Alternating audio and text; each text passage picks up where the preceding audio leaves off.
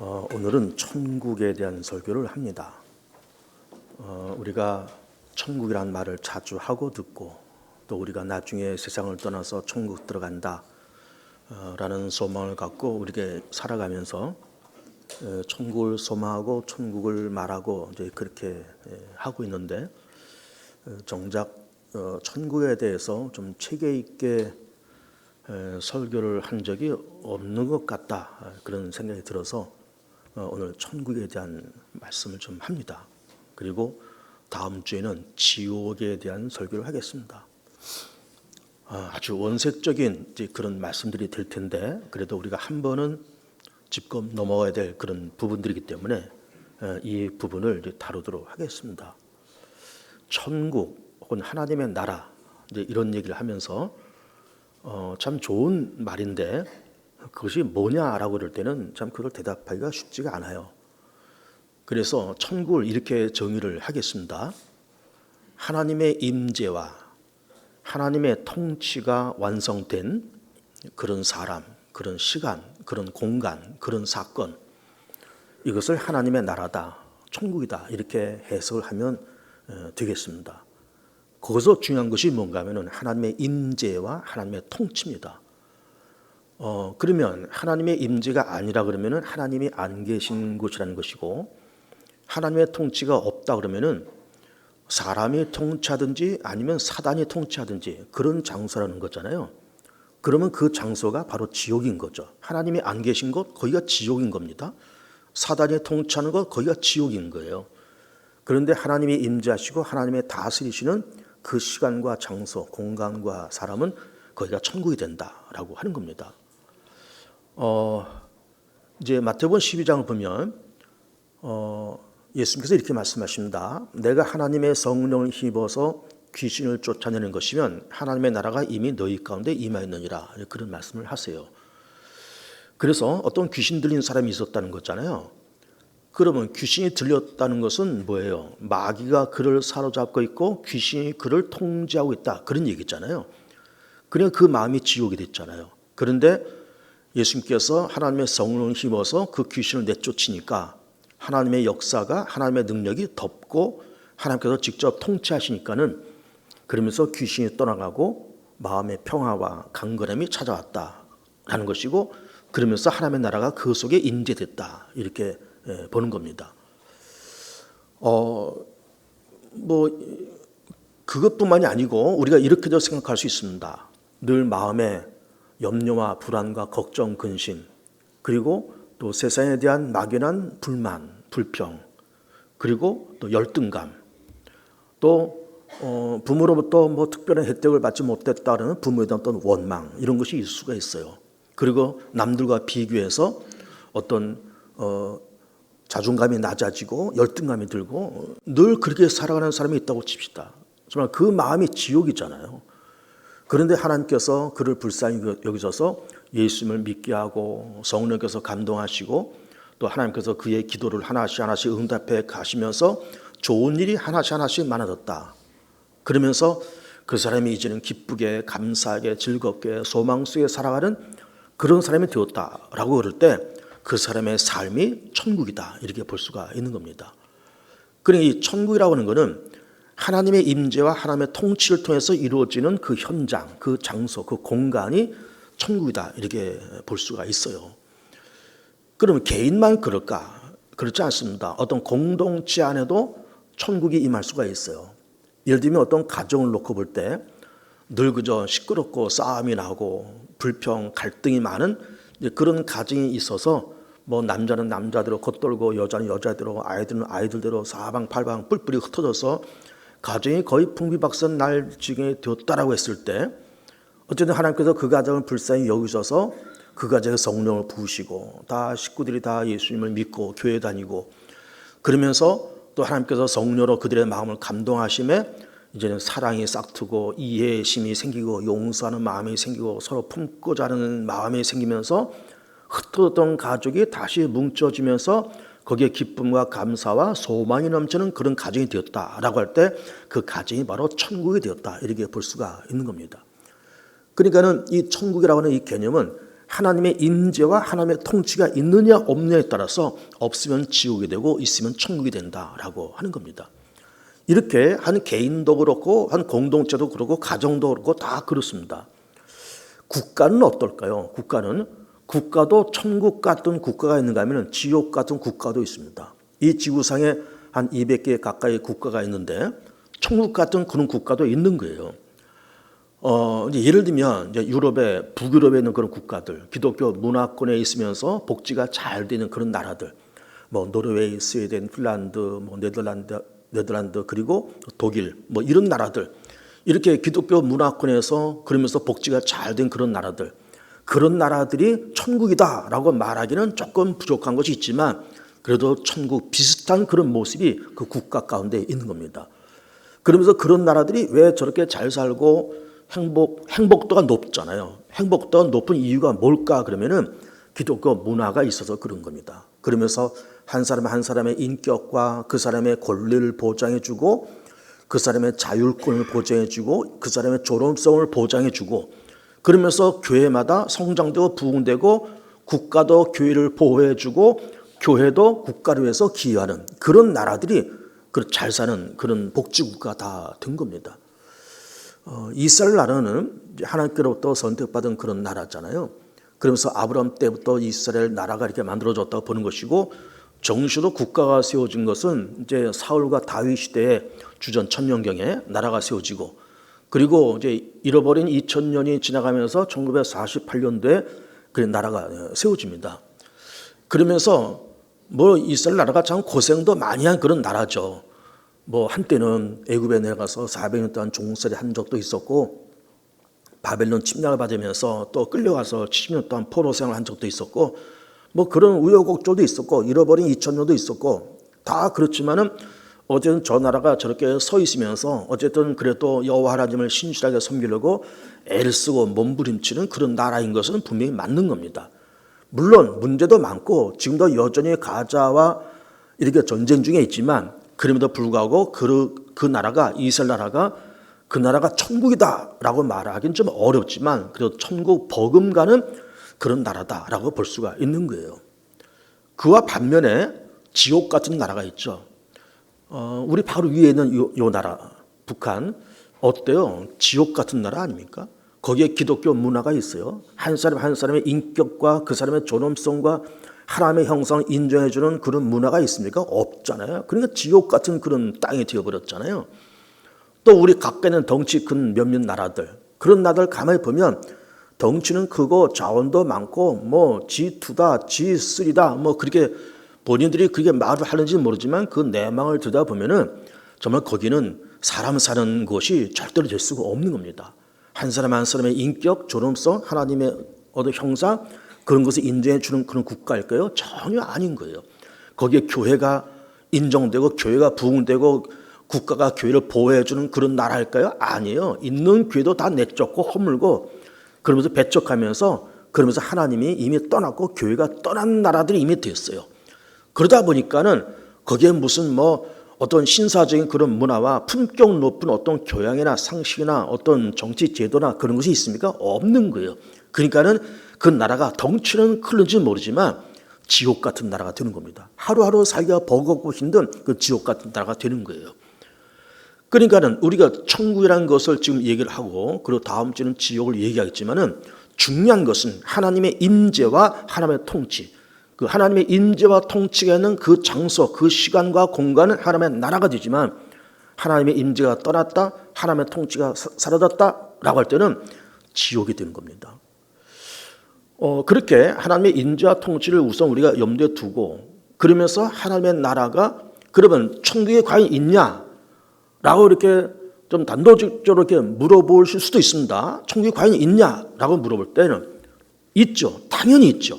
이제 조금 있다가 천국이 진짜 있다라고 하는 성경적인 근거를 제가 다 대드릴 거예요. 천국이 다 있습니다. 그런데 천국이 있을 뿐만 아니라 있어야 돼요. 있기도 하고 있어야 되고 없어서는 안 되는 그런 곳인 겁니다. 왜 그럴까요?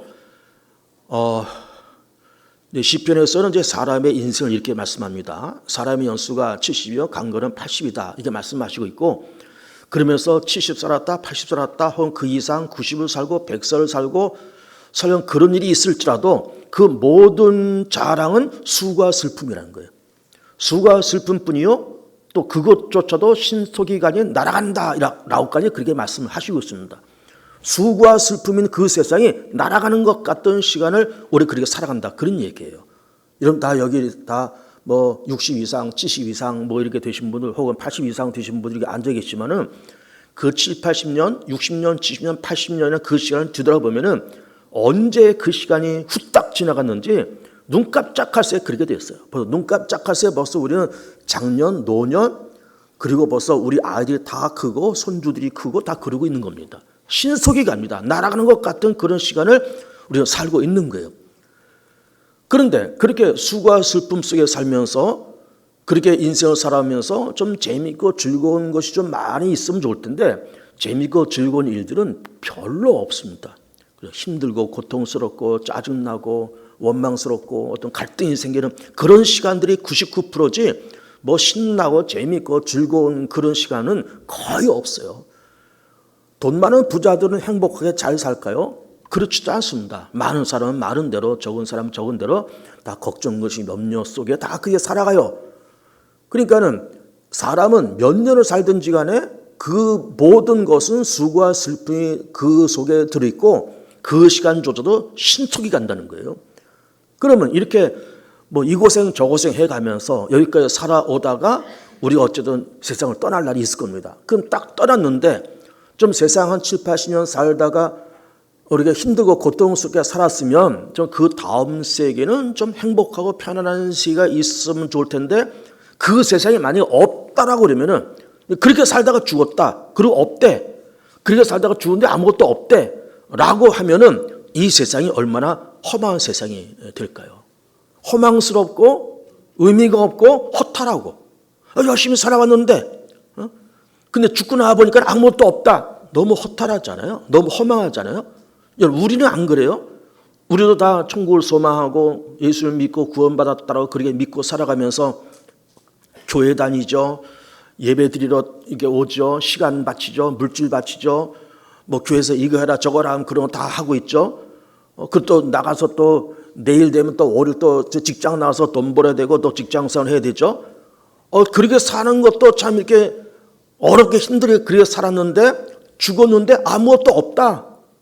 그럼 이게 우리가 얼마나 허망한 거예요? 우리 예수 믿는 것이 얼마나 허망한 겁니까? 교회에 다니는 것이 얼마나 허망해요? 너무 허망한 겁니다. 그래서 천국은 있어야 되는 그런 존재인 거예요. 있어야 되는 겁니다. 뿐만 아니라 이런 예를 한번 들어봅니다. 어떤 사람이 참 나쁜 사람이 있어요. 도둑질하고 사기치고 별별 나쁜 짓을 골라가면서 다 했어요.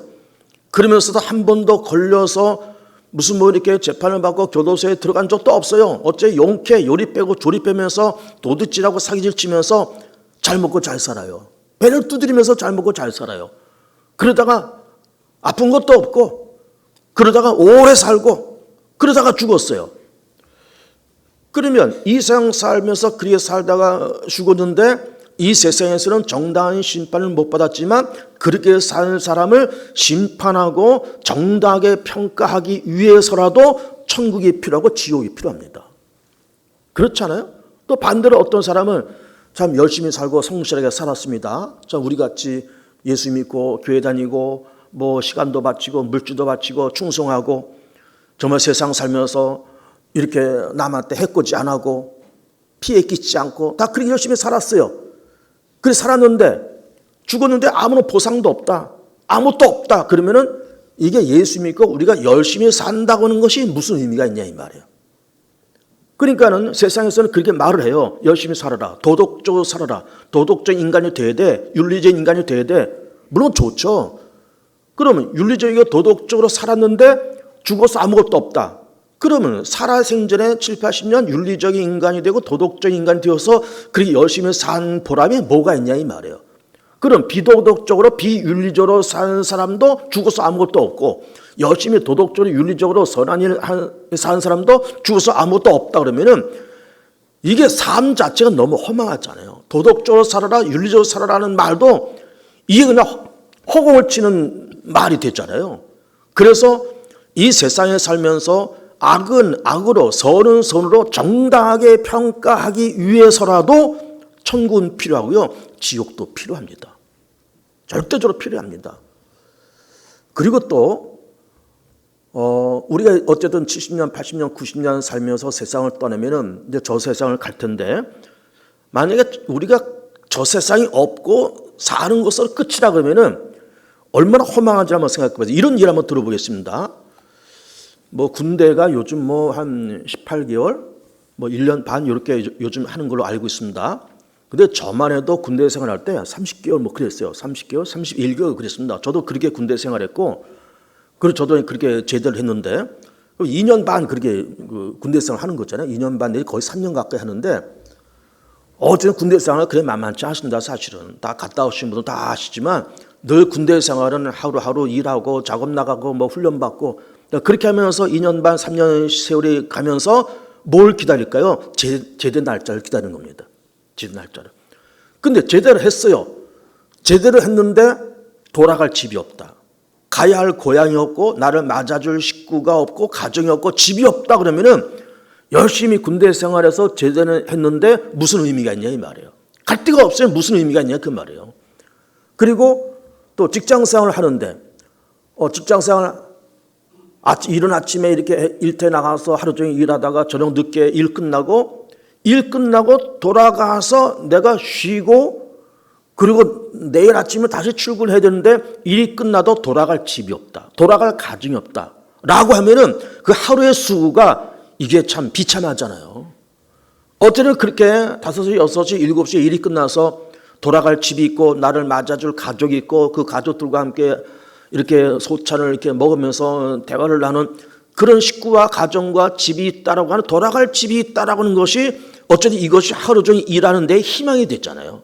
지금 내가 힘들지만 저녁에 퇴근하면은 나를 맞아줄 식구가 있고 가족이 있고 따뜻하고 맛있는 저녁 식사가 준비되어 있다고 하는 것을 이걸 기대하고 가야 하루의 어떤 생활이 즐겁고 그런 피곤이 풀리지. 일도 힘들겠는데 끝나서 아무것도 갈 데가 없다 그러면은 이게 험한 거예요. 뿐만 아니라 하루를 일하면 일당을 받고 한 달 일하면 월급을 받아야 되는데 한 달 동안 어쨌든 열심히 일했습니다. 월급을 주겠지 하고서 월급 날짜를 기다리는데 회사 사장이 말하기를 우리 회사는 월급이 없어 라고 말을 했다고 쳐보세요. 아니 무슨 뭐 내가 자원봉사하려고 이 회사 다니는 것도 아니고 어쨌든 나도 먹고 살아야 되고 우리 식구들도 있고 아이들 공부시키고 그러면은 어쨌든 생활비가 필요해서 그래서 내가 이 직장에 들어와서 이렇게 일하고 한 달 일해서 월급 받고 그 다음 달 일해서 월급 받고 그래서 먹고 살 거를 기대하고 일을 했는데 얼마나 돼서 우리 회사는 월급이 없다라고 말을 하면은 이게 얼마나 험하냐 이거예요. 그래서 그런 차원으로 본다 그러면은 천국도 필요하고 지옥도 필요하고요. 보응 차원에서 선과 악을 심판하고 선한 것은 선한 것대로 악한 것은 악한 것대로 심은 대로 거둬야 되는 그런 차원에서 천국은 분명히 필요하고 지옥도 필요해요. 지옥도. 그래서 오늘은 천국에 대한 이야기를 드리고 다음 주에는 지옥에 대한 말씀을 좀 드리려고 합니다. 그래서 이제 천국에 대한 말씀을 이제 보면서 이제 글이 좀 준비되어 있을 것 같은데 자막이 준비되어 있을 것 같은데 우선 첫 번째 자막을 좀 보십니다. 하나님의 나라, 이 자막을 여러분 잘 보세요. 하나님의 나라란 하나님이 임재하는 하나님이 통치하는 그 사람, 그 사건, 그 시간, 그 공간이 하나님의 나라다. 뭐가 중요하다는 겁니까? 임재와 통치예요. 하나님의 임재가 아니면 하나님의 통치가 떠나면 지옥됩니다. 그런데 어느 곳이나 어떤 사건이나 하나님의 임재하시고 하나님의 통치하시면 그 장소가 그 사람이 그 사건이 하나님의 나라가 돼요. 그 다음 봅니다. 그러면 천국이 있어야 하는 이유가 있어요. 그 첫 번째가 전도서 3장입니다. 그걸 보면 하나님의 모든 것을 지으시되 때를 따라 아름답게 하셨고 또 사람들에게 영원을 삼으는 마음을 주셨느니라. 그런 하나님이 하시는 일의 시종을 사람으로 측량할 수 없게 하셨도다.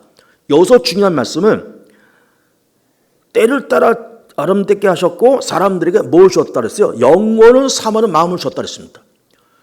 그리고 여기서 말을 하는 영원의 대상은 뭘까요? 천국이에요.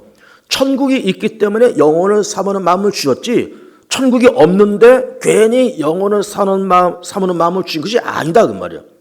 그래서 천국이 있어야 되는 이유는 영혼을 삼는 마음이 있기 때문에 천국이 있고, 천국이 있기 때문에 동시에 영혼을 삼는 마음을 우리에게 주었다, 그런 얘기예요. 그 다음 보면, 그래서 그 천국이 있는 까닭은 각자의 삶에 대한 결산 차원에서 천국이 필요해요. 결산이 없다면 이 세상은 의미가 없습니다. 그렇잖아요.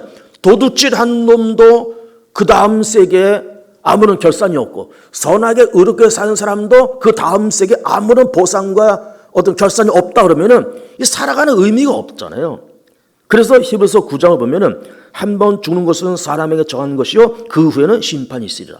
여기서 죽는 것은 정한 거는 겁니다. 사람도 잘난 사람 못난 사람 별별 사람 다 한 번은 죽는데 그 다음에 뭐가 있다고요? 결산이 있다는 거예요. 심판은 뭘 얘기하는 걸까요? 결산을 얘기를 하는 겁니다. 신문대로 거두는 그 결산이 있다라고 하는 겁니다. 그 다음을 봅니다. 로마서 6장 23절 보면 죄의 삭은 사함이요 하나님의 은사는 그리스도 예수 우리 주 안에 있는 영생이라. 여기서 죄의 삭, 어떤 값을 얘기하는 건데 죄의 값 이런 거잖아요. 죄의 삭. 이 삭을 다른 걸로 해석한다 그러면 죄의 결과를 얘기해요. 죄의 결과는 사망이다. 죄에 대한 심판은 사망이다. 죄에 대한 결산은 사망이다. 그런 얘기예요. 그런데 하나님의 은사는 그리스도 예수 안에서 영생이다. 믿음으로 살고 의롭게 살고 하나님의 나라를 사모하면서 그렇게 사는 사람의 보상과 결산은 뭐라고요? 영생이다 라고 하는 거죠. 그 다음을 봅니다. 천국이 있다는 성경적 근거를 몇 가지 말씀드려봅니다. 빌립보서 3장을 보면 이렇게 되어 있습니다. 그러나 우리의 시민권은 하늘에 있는지라 거기로부터 구원하는 자 곧 주 예수 그리스도를 기다리노니. 우리의 시민권은 어디 있다고요? 하늘에 있다. 성경이 천국이 있다고 하는 성경의 근거가 이런 겁니다. 우리의 시민권은 하늘에 있다. 우리는 대한민국 국적을 갖고 있잖아요. 자, 주민등록증을 다 갖고 있잖아요. 우리는 대한민국 국민이고 대한민국의 국적을 갖고 있고 동시에 예수를 믿어서 구원받은 성도들은 우리의 시민권, 우리의 국적이 하늘에도 있다. 그래서 예수 그리스도를 믿는 믿음의 성도들은 이중 국적자인 거예요. 이 땅의 시민권, 하늘의 시민권, 이중 국적을 갖고 있습니다. 그 다음을 봅니다. 히브리서 13장을 보면 이렇게 기록되어 있습니다. 우리가 여기에는 영광 도성이 없으므로 장차 올 것을 찾나니. 이 세상에는 영광 도성이 없다는 거예요. 그렇잖아요. 이 세상에 영광 것이 있어요. 영원한 것이 있어요. 다 순간적이고 찰나적인 것이고 다 금방금방 소멸되는 것이 이 세상인 겁니다.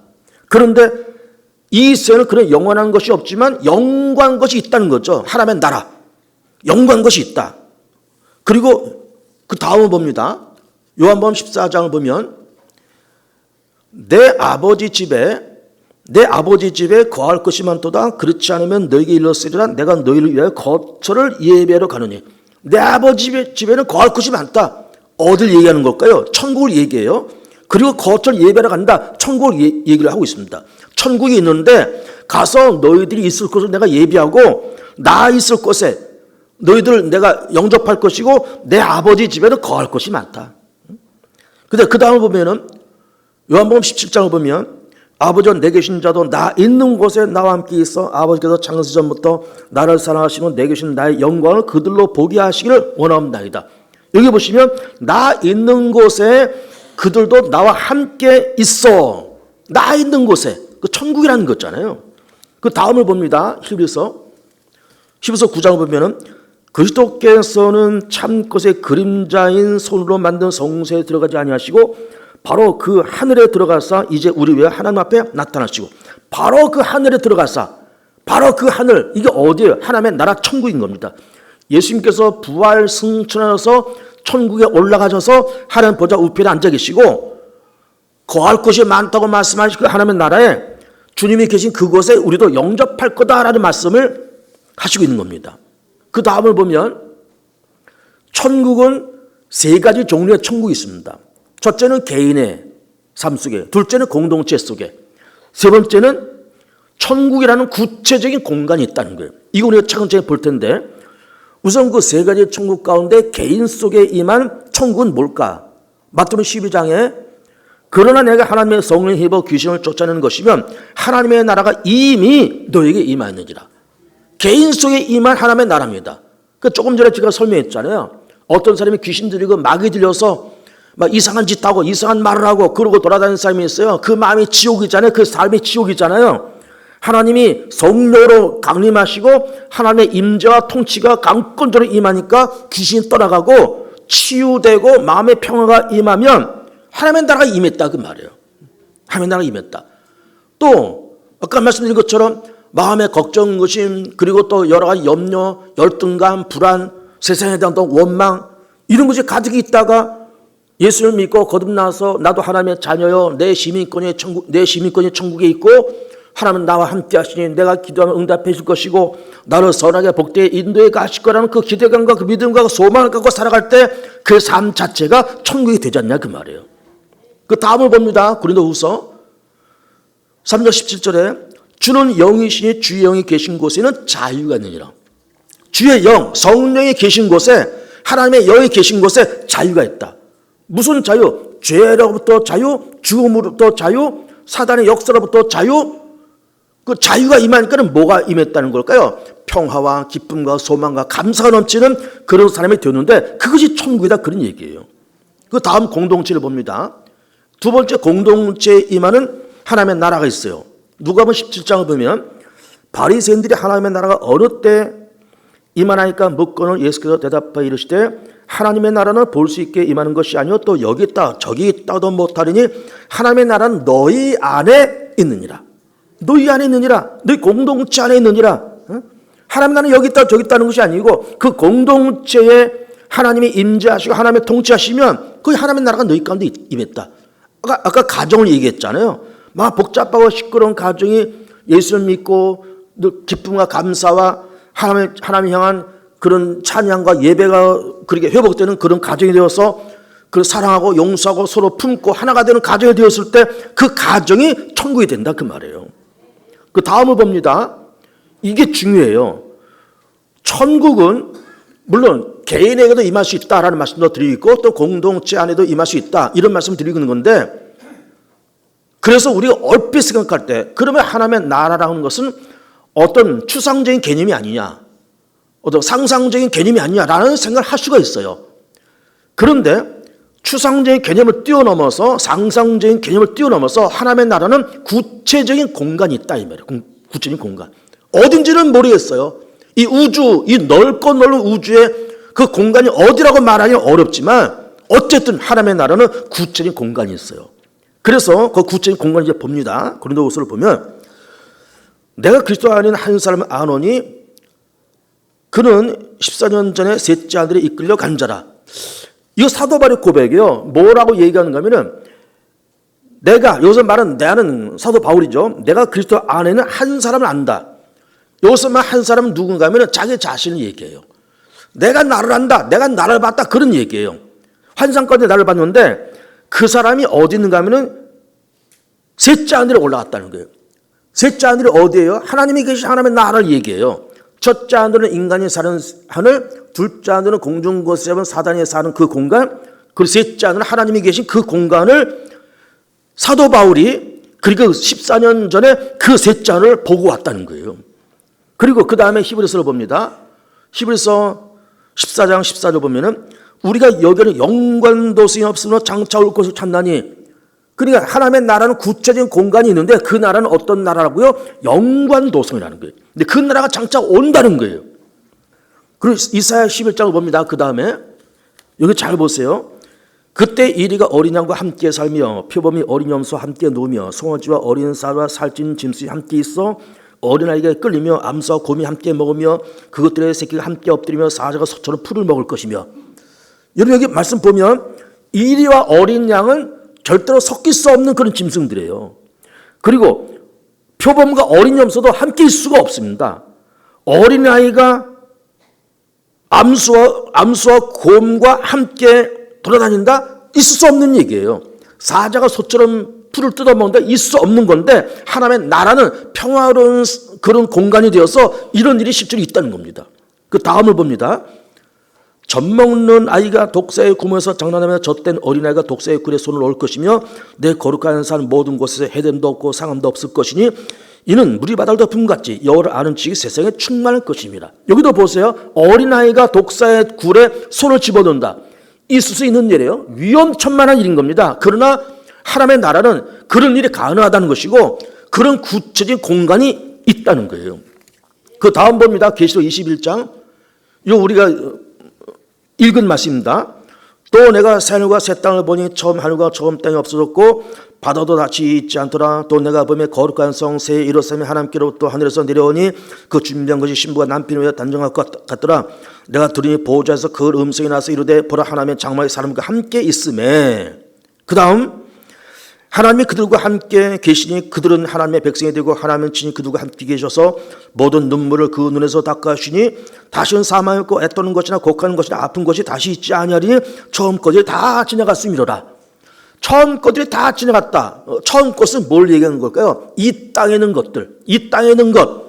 여기서 울며 흉전이 나고 애통하고 짜증나고 갈등 갖고 이 세상의 전쟁과 테러와 천재지변과 기후이변과 이런 복잡하고 어수선하고 그리고 공중고세번 사단이 지배하는 이 험악한 어두운 이 세상 다 지나가고 새로운 세상이 온다는 거죠. 영광 도성이 온다는 거죠. 다음을 봅니다. 계시록 22장. 또 그가 수정같이 맑은 생명수의 강을 내게 보이니 하나님과 및 어린 양의 보좌로부터 나와서 길 가운데로 흐르더라. 강 좌우에 생명나무에서 12가지 열매를 맺되 달마다 그 열매를 맺고 그 나무 잎사귀들은 만골 치료하기 위하여 있더라. 하나님의 나라가 얼마나 풍성한 나라인지 생명수가 있고 그 양쪽에 유실수가 있으면서 이 유실수들이 달마다 열매를 맺는다는 거예요. 여러분 유실수는 달마다 열매 맺지 않습니다. 한 해에 1년에 한 번 열매를 맺죠. 다달이 열매 맺는 나무가 없어요. 근데 하나님의 나라는 그 구체적인 공간이 하나님의 나라는 달마다 열매를 맺는다는 거예요. 그러니까는 먹을 것이 풍성하고 모든 것이 다 풍성한 세상이다라고 하는 거예요. 그 다음을 봅니다. 다시 저주가 없으며 하나님과 그 어린 양의 보좌가 그 가운데 있으니 뭐가 없다고요? 다시는 저주가 없다. 그리고 그 종들이 그를 섬기며 그 얼굴을 볼 터요. 그 얼굴을 본다. 하나님을 본다는 거예요. 너무 황홀하지 않아요? 성부 하나님을 본다는 겁니다. 성자 예수를 본다는 거예요. 성령 하나님을 본다는 겁니다. 우리는 다 본다는 것이 어떤 느낌과 어떤 환상 속에 어떤 영적으로 보고 느끼고 다 그렇게 하지만은 그때 가서는 얼굴과 얼굴을 보듯이 성부, 성자, 성령님의 그 얼굴을 본다는 거예요. 그리고 그 이름도 그들의 이마에 있으리라. 다시 밤이 없겠고 등불과 햇빛이 쓸데없으니 이는 주 하나님이 그들에게 비치심이나 그들이 세세토록 왕노하리로다. 등불과 햇빛이 쓸데없다. 그리고 이 세상에서는 해가 떠야 밝아져요. 등을 켜야 밝습니다. 그러나 하나님의 나라는 등이 필요 없고 햇빛이 소용없다는 거예요. 왜? 항상 밝고 깨끗한 나라이기 때문에. 항상 밝고 깨끗한 나라이기 때문에. 그리고 거기서 뭘 한다? 세세토록 왕노릇하리로다. 우린 하나님의 왕자, 하나님의 공주, 그러면서 세상을 통치하는 왕노릇하리로다. 그런 구체적인 장소가 있다는 거예요. 그 구체적인 공간이 있다는 겁니다. 그 다음을 봅니다. 그러면 하나님의 나라라고 하는 것은 어떤 곳일까? 물론 구체적인 공간이 있다고 말씀드리겠지만 어떤 성격이 있을까? 그 나라에 어떤 성격이 있을까? 첫 번째는 온전한 지식입니다. 고린도서 13장을 보면 우리가 지금은 거울로 보는 것 같이 희미하나 그때는 얼굴과 얼굴을 대하여 볼 것이요 지금은 내가 부분적으로 하나 그때는 주께서 나를 아신 것까지 내가 온전히 알리라. 지금은 우리가 모든 것이 거울을 보는 것처럼 희미하고 지금은 우리가 다 부분적으로만 안다 이게 부분적으로 안다. 그리고 그러나 그때에 가서는 하나님의 나라에 가서는 모든 것을 온전히 본다. 그럼 부분적으로 안다는 것이 뭘까? 희미하게 안다는 것이 뭘까? 이런 겁니다. 자, 우리는 이제 창세기 1장을 보면 태초에 하나님께서 천지를 창조하시나 하면서 첫째 날 빛이 있으라 하심에 빛이 있었고 그랬잖아요. 둘째 날 셋째 날 하면서 천지 만물이 창조돼요. 뭐 성령이 그렇게 말씀하시니까 우리는 의심 없이 그 말씀 믿지만 한편 이런 생각도 합니다. 야, 그 태초라는 그 시간에 전능하신 하나님께서 나타나서 빛이 있으라, 궁창아 드러나라, 육지야 드러나라, 해와 달과 별들아 창조되어라 라고 하는 그렇게 하나님께서 우렁찬 말씀으로 우주를 향해서 선포하는 그 모습을 한 보고 싶을 때가 있어요. 전 그저 봤으면 좋겠다. 천지만물 창조, 엿새 동안 천지만물을 창조하신 그 장면을 마치 영화를 보듯이 한번 봤으면 좋겠다. 근데 여기 가서는 그걸 본다는 거잖아요. 다 본다는 겁니다.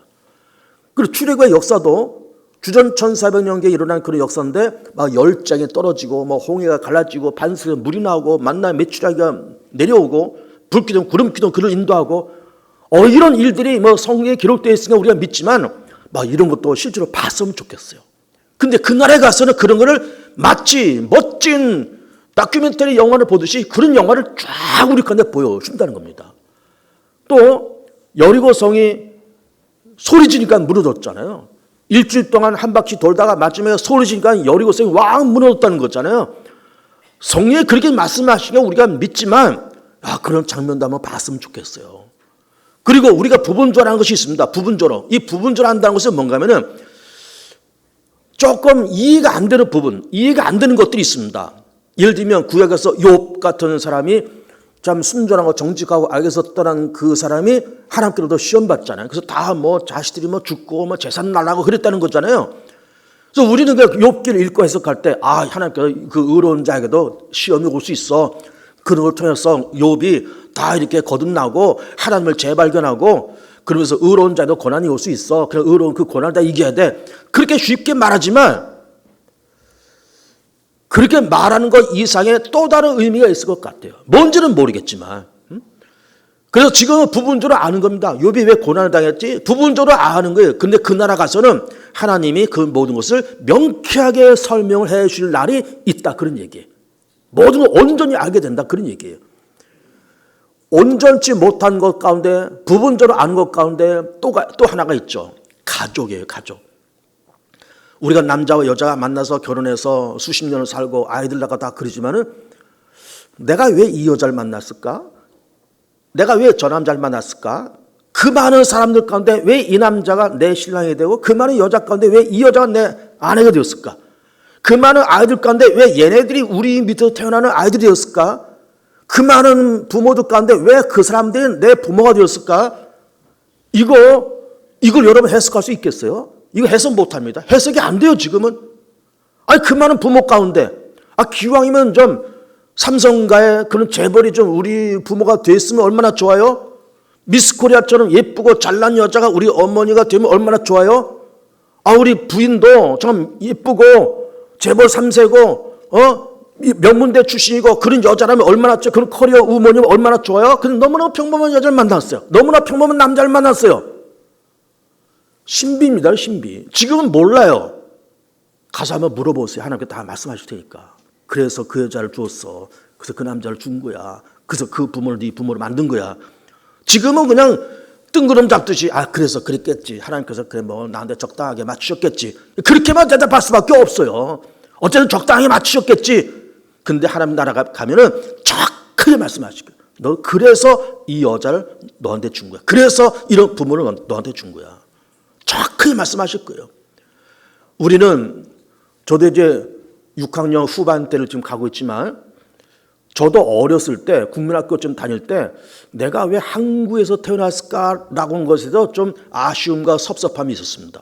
좀 부자는 나라에서 좀 태어나지. 그 당시 부자는 나라 어디예요? 일본과 미국이에요. 뭐 유럽 이런 나라들. 나도 저 부자는 나라에서 태어나면 좋을 텐데 이 가난한 대한민국에서 저도 60년대 초등학교를 다녔잖아요. 60년대 다 가난하고 어려울 때입니다. 늘 우리는 무슨 말을 했어? 선진국, 중진국, 후진국 하면서 우리는 후진국이야. 우리는 후진국. 후진국 소리 들으면서 살았습니다. 그러다가 후진국 소리가 좀 듣기가 거북하니까는 개발도상국 이런 말도 살짝 바꿨어요.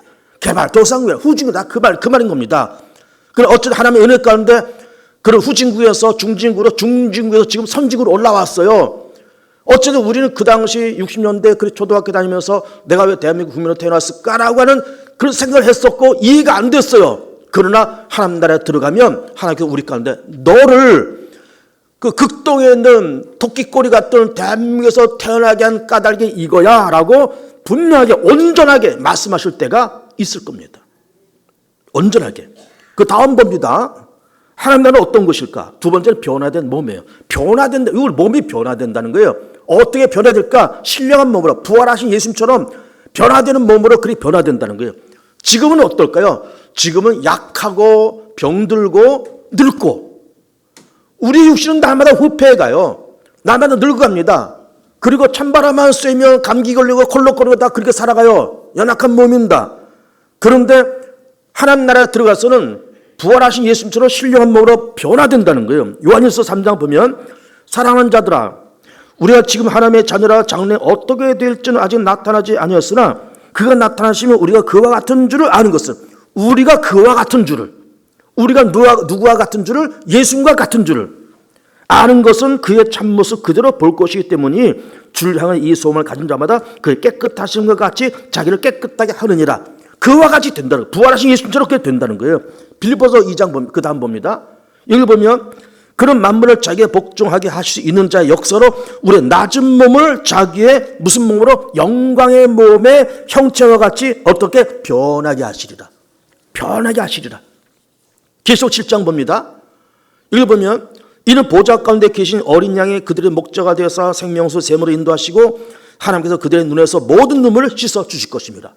지금은 이렇게 해서 눈물 흘리고 저렇게 해서 억울해서 눈물 흘리고 아파서 눈물 흘리고 없어서 눈물 흘리고 누로부터 상처받아 눈물 흘리고 그런 연약하고 늘 눈물로 젖어 사는 그런 인생이지만 거기 가서는 우리의 눈물을 씻어주면서 위로와 격려를 하시는 그런 장소라는 거죠. 그 다음에 세 번째는 하나님의 나라는 어떤 것입니까? 세 번째는 평화입니다. 평화. 이사야 11장 아까 읽은 말씀이에요.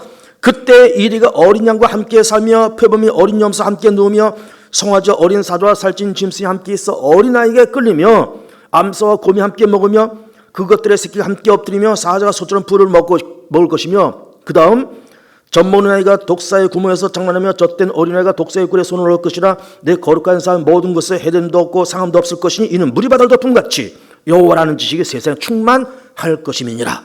그러면서 평화스러운 얼마나 평화스러워요. 아이들이 이리와 사자를 애들이 걔네들 목에다가 이렇게 줄을 매서 아이들이 끌고 다닌다는 거예요. 상상해 보세요. 늑대와 사자와 호랑이를 아이들이 어린 유치원 다니는 아이들이 걔네들 등에 타서 사자들 등에 타서 놀고 뒹굴고 끈 묶어서 끌고 다니고 그러고 다닌다는 거예요. 그리고 사자가 소처럼 풀을 먹는다. 그렇게 평화스러운 세상인 겁니다. 이 세상은 그래요? 안 그렇잖아요. 물고 뜯고 경쟁하고 시기하고 그런 세상이지만 그 나라는 이렇게 평화스러운 세상이다라고 하는 겁니다.